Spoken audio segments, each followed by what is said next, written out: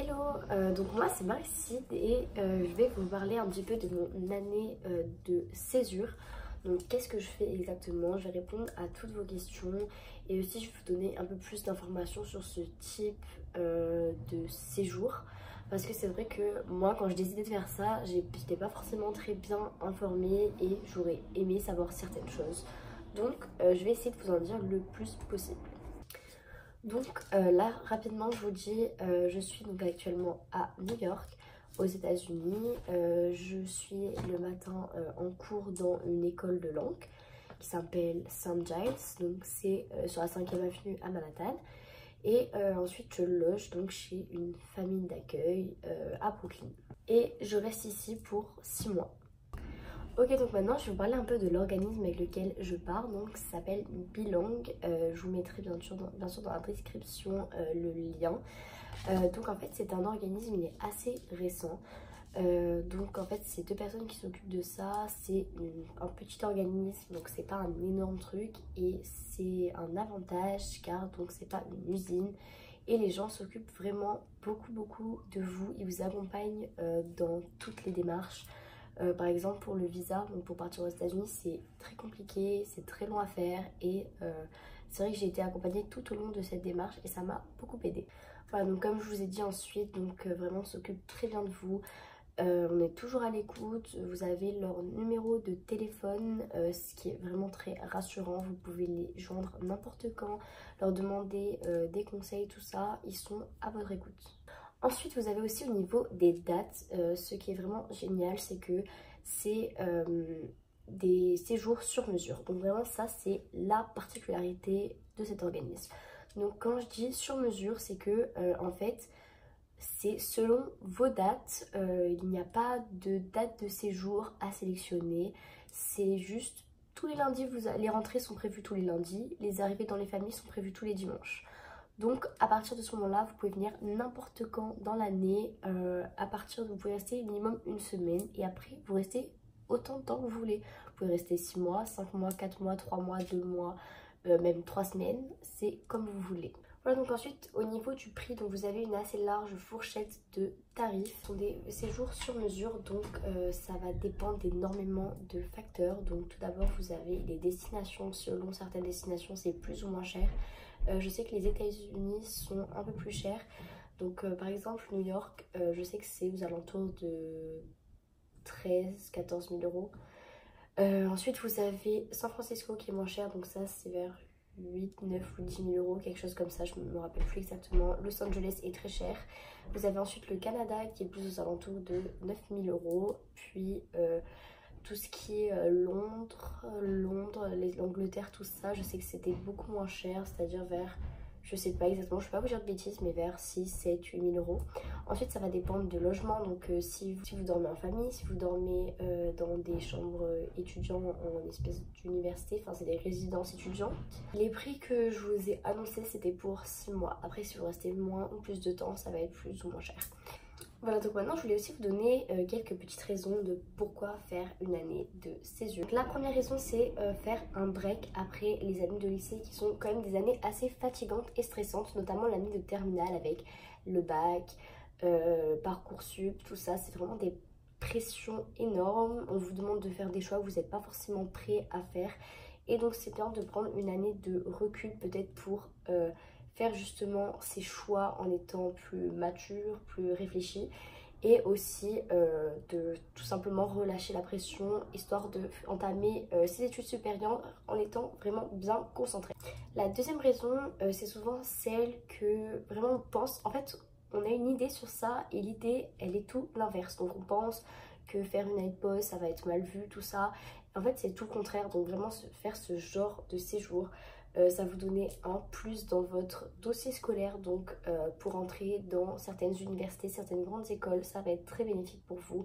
Et également sur votre CV, c'est vraiment super, c'est un plus. La troisième raison, c'est la langue. Pour moi, rentrer en études supérieures sans maîtriser parfaitement l'anglais, c'était un peu une sorte de ralentissement parce que je pense que pour le travail de nos jours, c'est vraiment quelque chose de primordial et c'est vrai que Dans les études supérieures, on n'a pas forcément, même en France, l'occasion de bien maîtriser les langues. Donc voilà, c'est vraiment des très très bonnes expériences. Aussi, vous m'envoyez pas mal de messages sur Instagram en mode vous êtes partie toute seule, tout ça. Donc je suis partie toute seule, mais je suis direct arrivée dans une famille avec des gens. Donc il y a d'autres étudiants dans ma famille, donc c'est assez sympa. Et puis vous avez dès le lendemain la rentrée à l'école. Et en fait là, vous rencontrez directement des gens. Moi, dès le premier jour, je me suis fait des amis. Et c'est comme ça tout le temps, donc même dans tous les séjours, dans les colonies de vacances, à chaque fois, vous êtes avec plein de gens qui sont comme vous, qui sont aussi tout seuls, et vous rencontrez des gens dès le premier jour, même si vous partez tout seul. C'est pourquoi pour moi, partir dans un pays étranger, un pays anglophone, c'est vraiment parfait pour bien maîtriser la langue et pour pouvoir s'en servir plus tard. Maintenant, donc la quatrième raison, pour moi, ça peut être une très bonne aussi alternative quand vous n'avez pas ce que vous voulez ou que vous n'avez rien du tout, ou encore que vous faites quelque chose qui ne vous plaît pas. C'est possible que certains d'entre vous qui regardent cette vidéo à ce moment-là, vous soyez dans des études qui ne vous plaisent pas, et au lieu de perdre un an à rester dans un truc qui ne vous plaît pas et qu'au final vous allez changer, ou sinon faire un an à travailler en France, quoi, pourquoi pas partir donc à l'étranger en séjour linguistique pour apprendre la langue et faire peut-être un plus qui vous aidera à voir ce que vous voulez et que vous n'avez pas eu. Aussi, quelque chose qui est très important et que souvent vous ne savez pas, même moi j'étais très mal informée à ce niveau-là, je l'ai su un peu en mode surprise. C'est que déjà par exemple sur Parcoursup vous avez une case à cocher si vous voulez faire une année de césure. Donc vous avez une case année de césure, ce qui fait que tous vos vœux vont être pour l'année d'après. Donc vous avez votre année de césure et vous avez votre inscription pour la rentrée prochaine.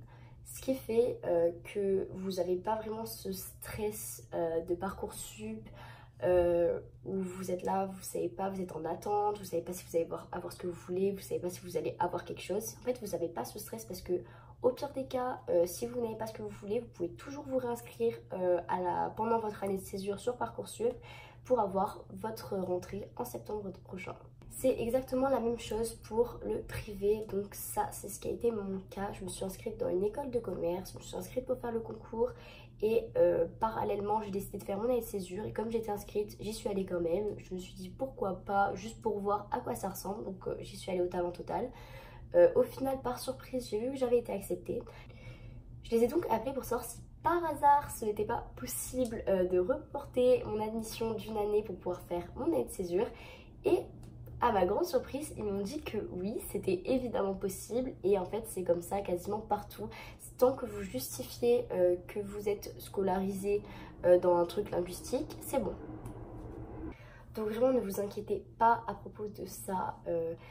Et vraiment, je vous conseille vraiment de faire ce type de séjour. Ça va vraiment être bénéfique pour vous. Donc aussi au niveau de l'organisme, j'ai oublié de vous dire, mais dans le devis, si vous faites un devis, vous mettez que vous venez de ma part n'importe où, vous mettez juste même mon prénom et mon nom, et ils vous feront une réduction parce que je savais que c'était quelque chose qui allait vous intéresser et qui pouvait être bénéfique à tout le monde, donc je leur ai demandé un partenariat. Voilà, c'est à la fin de la vidéo, j'espère que ma vidéo vous a plu, j'espère que j'ai répondu à toutes vos questions ou à la plupart d'entre elles. Si vous avez d'autres questions, n'hésitez pas, vous pouvez m'envoyer des messages sur Instagram ou même dans les commentaires, je réponds. Et donc voilà, si je peux vous donner des informations, si je peux vous aider dans votre parcours, c'est avec grand plaisir. Donc voilà, si vous avez aussi des suggestions de vidéos, tout ça, je suis ouverte à tout. Et donc voilà, je compte faire pas mal de stories sur mon Instagram, sur mon séjour à New York, des posts aussi et certaines vidéos YouTube.